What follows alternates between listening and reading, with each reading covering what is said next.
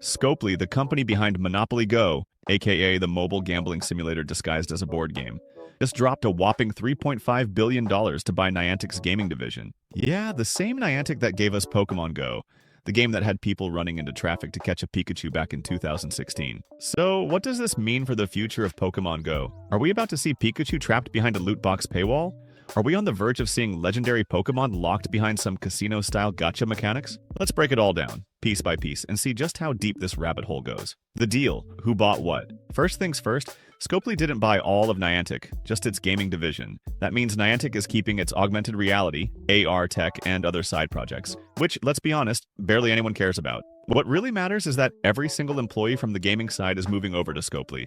So, in essence, it's less of a traditional buyout and more of a full-on migration. Now, who really owns Scopely? Well, say hello to the Saudi Arabian investment fund, Savvy Games Group. These guys threw nearly $5 billion at Scopely last year, and now, a chunk of that money has been used to scoop up Niantic's gaming assets. So, in a bizarre twist of fate, Pokemon Go is now under the umbrella of a company backed by Saudi oil money. Not a sentence I ever thought I'd write, but here we are. But who the hell is Scopely? If you're unfamiliar with Scopely, let me give you the rundown. These guys specialize in mobile games designed to drain your wallet while making you feel like you're having fun. They made Marvel Strike Force, WWE Champions, and most notably, Monopoly Go, one of the highest-grossing mobile games of all time. How? By transforming a beloved family board game into a dopamine-fueled slot machine that keeps people spending. They are absolute masters of dark patterns, those sneaky psychological tricks that make you spend more money without realizing it. We're talking rigged drop rates, artificial difficulty spikes, and time-gated rewards that push you toward opening your wallet. Now imagine that same business model applied to Pokemon Go.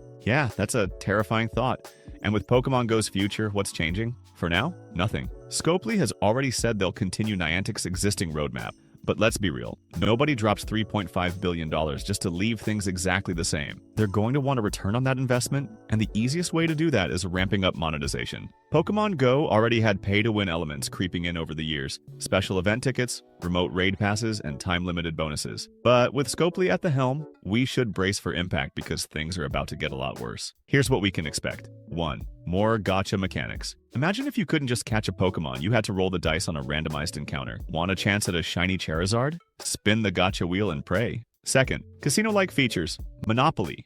Go is filled with spin-the-wheel mechanics, and it wouldn't be shocking to see Pokemon Go get its own version. Daily spins for rare Pokemon? A special event that increases your catch rate but only if you pay extra? Don't rule it out. Third, stronger FOMO tactics. If you thought Niantic's time-limited events were bad, Scopely is about to crank that up to 11. More events that push you to spend money right now or miss out forever. Expect more bundles, more limited-time offers, and more psychological tricks to keep you hooked. But why did Niantic sell? Let's be honest, Niantic has been struggling. Pokemon Go is still making money, but they haven't been able to replicate its success. They tried with Harry Potter, Wizards Unite, flopped, Pikmin Bloom, May, and Monster Hunter now. Decent, but nowhere near Pokemon Go. They've also had layoffs, project cancellations, and an overall struggle to keep their vision alive. Selling the gaming division allows them to focus on AR tech, because apparently that's what they believe is the real future. But here's the kicker. Niantic made record profits during the pandemic, yet somehow they still managed to fumble the bag. Pokemon Go was a cash cow, and instead of building on that success, they nickel and dimed their fan base to death. People hated their pay-to-play event structure, and now they've handed the keys to a company that's even more aggressive about monetization. And will Pokemon Go become a pay-to-win nightmare? Short term? Probably not. Scopely isn't stupid. They won't want to scare players away immediately. But long term? Oh boy.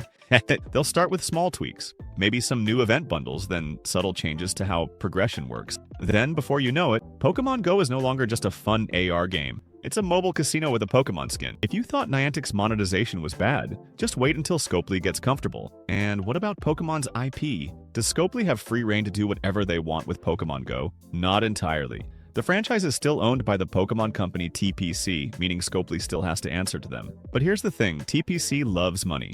If Scopely proves they can generate more revenue, don't expect TPC to put up much resistance to aggressive monetization. And it's not just Pokemon Go. Scopely also now owns Monster Hunter Now, Pikmin Bloom, and any other Niantic mobile projects. All of them are likely getting monetization makeovers. But should you be worried? If you're a Pokemon Go fan, be cautious. Scopely's entire business model revolves around squeezing as much money as possible from mobile gamers. They didn't spend $3.5 billion just to sit back and chill. Expect a slow, calculated shift toward more microtransactions, FOMO mechanics, and casino-like features. For now, nothing changes. But in a year or two, we might be looking at a very different Pokemon Go. One where free-to-play is an illusion, and the best way to catch them all is to open your wallet. Stay alert, and maybe, just maybe, start preparing for Pokemon Casino Go.